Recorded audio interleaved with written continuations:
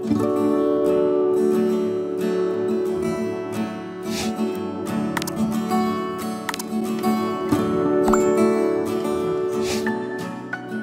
a gente vai começar o primeiro capítulo da Elaine Pagels, né? Terça passada a gente viu só a introdução, mas a Elaine ela traz muito conteúdo, né? Eu até comentei lá no grupo do Telegram hoje mais cedo que talvez eu nem conseguisse terminar, ou a gente não conseguisse terminar hoje o primeiro capítulo, porque quando eu olhei eram 15 páginas, eu falei, 15 páginas a gente dá aquela passada, né? Mas não vale a pena a gente correr, né? É um conteúdo muito rico, ela traz muito conteúdo, muitas citações interessantes que dá para a gente trazer aqui na discussão. Então, eu vou no nosso passo. O primeiro capítulo é sobre a ressurreição, e a Elaine Pagels ela vai trazer um comparativo de como a ortodoxia enxerga a ressurreição e como os gnósticos abordam. E relendo dessa vez o livro dela, uma das coisas que eu fiquei em mente, que surgiu na minha mente, é como é incrível que ela consegue amarrar várias citações de apócrifos gnósticos diferentes, mostrando o mesmo tema, né? É uma pesquisa acadêmica que ela fez, muito, muito bem feita, mas ela realmente amarra muito, porque quando a gente lê um texto separadamente, por exemplo, a gente vai ler aqui só o apócrifo de João, então a gente vai ter a visão do apócrifo de João, mas ela pega elementos do apócrifo de João e compara com o Evangelho de Tomé, com o Testemunho da Verdade, com o Evangelho da Ressurreição, o Tratado Tripartite, ela vai mostrando como todos estão coerentemente conectados, né? Não todos, mas grande parte deles, né? Ela pega. Então, eu estava preparando, relendo hoje, selecionando umas passagens, e eu até brinquei com o Bruno, não sei se o Bruno está aqui, que eu me perdi hoje, porque eu fiquei tão empolgada lendo ela de novo, assim, que aí eu fui pegar uma citação lá em Pissofia para trazer para vocês. E aí, daqui a pouco, eu estava 1 hora, já tinha passado, eu estava lendo Pissofia, não tinha voltado para Elaine Pagels. É como o Rafael disse aqui, né? Teve a mensagem aqui, o texto não é só acadêmico, ela traz um coração naquilo, né, Rafa? Eu não vi essa mensagem, eu só vi que ela popou aqui. Ela dá uma dimensão espiritual para o texto, né? Então, realmente é um texto tocante. Então, nessa de ficar encontrando os paralelos, porque eu fiquei pensando, nossa, ela falou da ressurreição, e aí ela está citando lá o Tratado da Ressurreição, mas vamos ver o que Pissofia diz, já que também é um texto importante. Aí eu fui pegar, fiquei um tempão no Pissofia. Então, sem mais delongas, né, vamos começar com a Elaine Pagels. E aí hoje eu trouxe num esquema mais de aula, mais diferente, trouxe no Word mesmo, eu organizei bonitinho aqui as citações e não joguei no PowerPoint, não deu tempo, eu me perdi no Pissofia. A Elaine Pagels começa com essa provocação. Jesus levantou do túmulo. E isso que deu início à igreja cristã. Eu não fui criada em família católica. Então, boa parte do credo cristão, crê em Deus Pai, não sei o quê, Jesus que morreu e ressurgiu no terceiro dia. Eu sei que tem um credo lá que eu nunca decorei, porque minha mente não guarda o que eu não gosto. Mas eu sei que tem toda uma discussão oficial em torno disso, e às vezes eu vou indo pela Elaine Pagels, e na parte que diz respeito ao dogma católico, às vezes vocês podem até me dar um toque, não, isso é essa palavra que eles usam, ou aquela. Mas aí a Elaine Pagels começa, Jesus levantou do túmulo, e é isso que fundamentou a crença cristã, e o cristianismo vai se basear exatamente nisso, que Jesus levantou do túmulo. E que você tem que aceitar isso como o objeto da sua salvação. Você tem que aceitar que ele morreu para nos salvar, e o fato dele ter ressurgido em carne é a coisa mais importante que fundamenta todo o credo católico cristão. E essa que vai ser a grande diferença com os gnósticos. Então, a gente, de repente, se depara com um universo inteiramente novo, que não se baseia em alguém levantar em carne, ou ressurgir no terceiro dia, ou você ter que aceitar isso e simplesmente acreditar que foi a expiação de todos os pecados por causa disso. A Elaine diz, talvez esse seja o elemento fundamental da fé cristã. e com certeza é o mais radical.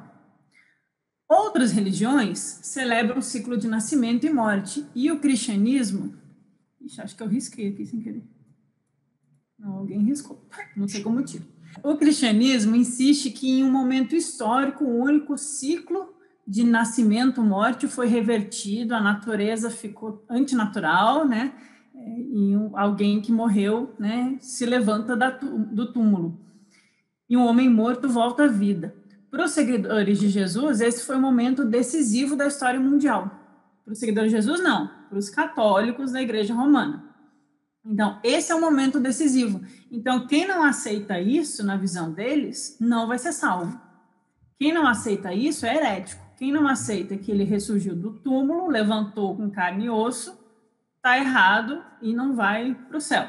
Para o dogmatismo ortodoxo, esse ponto é talvez o mais importante. Eu fiquei pensando, nossa, é um tema que talvez se eu fosse escolher na cronologia aqui dos nossos estudos, eu fosse jogar mais lá para o final, porque diz respeito mais da morte de Jesus, né? E é um tema que suscita muita paixão nas pessoas, né? Muitas indignações, muitas discussões. Mas vamos ver o que os gnósticos diziam, né? Então, desde então, os cristãos ortodoxos professam no credo que Jesus de Nazaré, crucificado, morto e sepultado, tá aqui, ressuscitou no terceiro dia. E muitos hoje recitam o credo sem nem pensar sobre o que estão dizendo. E essa questão que a gente começa a se perguntar, né? Eu preciso aceitar isso? E aí a tendência de quem começa a questionar isso é ir para o materialismo ou para a absoluta descrença. Então, como que a gente encontra um meio termo? Porque falando aqui para vocês, para mim, talvez nem todos concordem, para mim é claro que o cristianismo gnóstico é o cristianismo de Jesus. O cristianismo gnóstico é aquilo que foi mais reservado, mais preservado e é mais filosoficamente profundo. E não tem nada a ver com o que essas igrejas fizeram depois. E aí, quando a gente reverte essa forma de enxergar o cristianismo e a gente se liberta desse ranço que muitos tivemos nas famílias do catolicismo, ortodoxo, dogmatismo, esses credos de crucificado, morto e sepultado, ou para quem cresceu em religiões, né, protestantes e foi muito podado, né, muito tabu, muita coisa assim, a tendência é a gente esticar para o outro lado. Mas tem uma outra opção, que é a gente enxergar a filosofia nesses ensinamentos. É a gente enxergar, talvez, Jesus não como Deus que veio ao mundo e encarnou, o verbo que se fez carne e morreu para nos salvar, e é o único filho de Deus, e você só tem que acreditar e pronto. Talvez a gente possa enxergar ele como um homem divino. Existia no mundo antigo essa ideia dos homens divinos, os homens sábios. E aí os budistas vão falar dos arhats e dos bodhisattvas, aqueles que entraram na senda espiritual. Né? Na Índia a gente vai ter os rishis, os brahmanes que despertam para a realidade última de Brahman em comunhão, ou numa visão do Bhagavad Gita, aqueles que venceram a batalha no campo de Kurukshetra, aqueles que ouviram a voz de Krishna. Sempre vai ter ao longo da história humana uma visão a respeito desses homens sábios, e aí no Ocidente, né, a gente pode falar de Platão, de Pitágoras, de Sócrates, e o pessoal adora citar, né, Zoroastro, Maomé, Buda, Jesus, coloca tudo na mesma filinha, e eu acho que tem que colocar mesmo, é a minha opinião, porque são almas elevadas, homens sábios, pessoas que despertaram para uma sabedoria superior, para a gnose da verdade, que é o que os gnósticos estão buscando, e que no momento que toca alguma verdade, se a gente pode considerar essa unidade, essa verdade que existe como algo transcendente, imanente, além da linguagem, além da cultura, além da época temporal ou geográfica, então a gente pode considerar que essa verdade ela se expressa de diversas formas ao longo dos tempos. E aí, para mim, aqui não importa se Okay? Tem gente que vai querer levantar bandeira, né? Quem é maior que quem. Eu acho que esses sábios da humanidade, eles não estão preocupados em disputar quem é maior, quem é menor, porque eles estão juntos, né, ensinando essas verdades. Acredito que Jesus é um desses teioi, um desses homens divinos, como Apolônio de Tiana, como Pitágoras.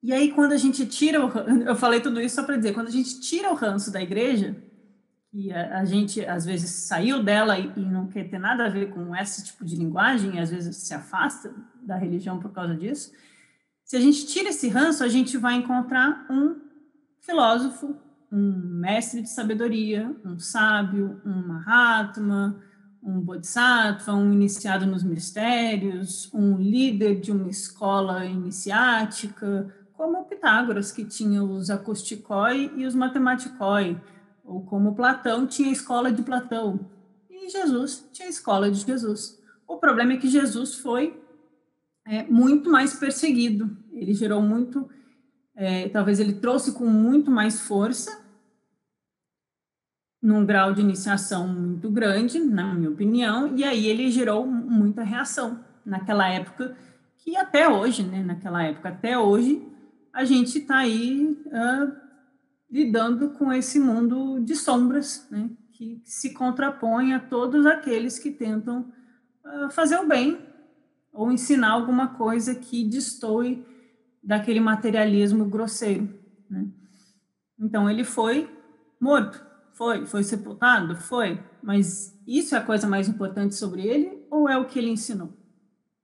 E aí os gnósticos vão dizer, o mais importante é o que ele ensinou, porque aí não é sobre o homem ou sobre o mestre, é sobre o ensinamento que ele nos transmite e capacita que nós nos tornemos como ele. E aí a gente vai distinguir Cristo de Jesus. Cristo é como Buda. Siddhartha é um Buda, Jesus é um Cristo. Então, assim como Siddhartha no budismo vai representar aquele que atingiu a iluminação e é capaz de transmitir um ensinamento que representa as verdades eternas, Jesus também, em toda a história da ressurreição e crucificação gnóstica, ele vai ser o paráclito da verdade, ele vai ser aquele que recebeu a verdade do primeiro mistério e é capaz de transmiti-la aos seus discípulos. E aí isso fica bem mais interessante do que simplesmente uma religião que você tem que aceitar e pronto, na minha opinião. Então, vamos voltar para Elaine Pagels. Grande parte da antiga tradição insiste que um homem, Jesus, voltou à vida. O que torna esse relato cristão tão extraordinário não é a alegação de seus amigos da visão de Jesus após a morte, né? Porque tem todas aquelas histórias na Bíblia de que foram encontrar ele no túmulo, ele estava de pé, aí Tomé quer colocar o dedo na ferida. O que torna tão extraordinário não é a alegação da visão após a morte, né? Então, não é o fato de terem visto ele após a morte. Por quê? Porque histórias de fantasmas, alucinações e visões eram ainda mais comuns naquela época do que hoje em dia. Era muito comum. A gente vai encontrar em outras tradições, nas tradições pagãs, nos papiros mágicos gregos, nas invocações dos seres do plano sutil, todo mundo tem uma história de fantasma, de invocação, de magia. Isso era corrente no mundo egípcio, e na Cabala, e em toda aquela região que Jesus viveu. O que torna extraordinário, e a igreja usa isso, né, como narrativa, é terem visto um ser humano que levantou o encarne. A Elaine não está dizendo que foi isso que aconteceu, ou que ela concorda com isso, ela está dizendo por que usaram essa narrativa como a coisa mais extraordinária, né? O que diferencia Jesus de todos os outros fantasmas que apareceram por aí, é porque ele levantou em carne. A Elaine comenta, Tertuliano, que é um daqueles pais da igreja, amigo do Irineu, do Hipólito, aquela turma que perseguiu os gnósticos, o Tertuliano, talentoso e brilhante escritor, por volta de 190 depois de Cristo, ao falar pela maioria, ele define a posição ortodoxa. Como Cristo ressuscitou em corpo e alma do túmulo, então cada fiel deveria contemplar a ressurreição da carne. Ele não deixa espaço para dúvida. Ele não está falando sobre a imortalidade da alma. Ele diz, creio que a salvação da alma não precisa ser discutida, pois quase todos os hereges, independentemente da forma como a aceitam, pelo menos não a negam. Estas histórias sobre a imortalidade da alma já eram discussões correntes desde Platão ou antes, né? Platão tem diversas discussões sobre a alma ser imortal, e outras tradições também. Então, a sacada eclesiástica para a criação do dogma foi ir um pouco além disso, falar, não foi a alma que sobreviveu, foi o corpo que levantou depois de morto. E aí a gente fica nessa, né? Coisa de zumbi. A ressurreição é do corpo, inundado de sangue, isso é o Tertuliano dizendo, lá em 190. A ressurreição é do corpo, inundado de sangue, constituído de ossos, entrelaçado por nervos, entremeado por veias, uma carne que nasceu e morreu, sem dúvida alguma, humana. Tertuliano pensa que a ideia do sofrimento, da morte e da ressurreição de Cristo chocará os leitores e insiste que é preciso crer, porque é absurdo. Ou seja, é tão absurdo que você tem que acreditar. E aí eles pegam os fiéis nisso e vão batendo nessa tecla, enfiando na cabeça até a pessoa acreditar para fazer parte da patotinha deles e achar que está danada se não acreditar nisso. Né? Me parece assim uma forte lavagem cerebral que eles fizeram lá no século II com quem estava em torno deles e de alguma forma eles conseguiram, né? Por mais que fosse absurdo. E aquela coisa, né? É tão absurdo que deve ser verdade. Tem gente que às vezes aparece aqui no canal falando que os gnósticos são os Anunnaki, que são ETs que vieram do planeta Nibiru, e aí eles escravizaram os seres humanos, e Aldabaoth é o rei dos Anunnaki. Eu falei, gente do céu, é tão mais proveitoso a gente tentar entender a simbologia da filosofia dentro da tradição esotérica, da tradição mistérica, mas não, é mais fácil você acreditar num ET que veio escravizar seres humanos do que, né? Então, a mesma coisa, né? Nem acreditar num Jesus que levantou num corpo de carne, nem acreditar num ET. Com perdão aos ufólogos aqui, talvez do grupo, né? Não sei quem... Mas é a questão do absurdo, né? E aí o absurdo pega no apelo emocional, não pega na razão, não pega na metafísica, não pega na alma racional que tem acesso ao inteligível, não desperta a sabedoria, é puramente emocional. Eu acredito porque eu tenho medo, eu acredito porque eu quero ser salvo e eles são figuras de autoridade e vão me garantir isso. E aí, o que acontece? O Tertuliano, o Irineu, eles estão batendo forte nisso. Eles estão perseguindo os gnósticos, os grupos diversos que existem. Eles estão tentando fortalecer o grupo deles. E aí eles começam essa guerra ideológica com os gnósticos, né? E a Elaine vai continuar. O Tertuliano enfatiza isso. Tem que acreditar porque é absurdo. No entanto, certos cristãos, a quem o Tertuliano chama de hereges, discordam. Ou seja, novamente, se o Tertuliano queria acreditar nisso, problema dele.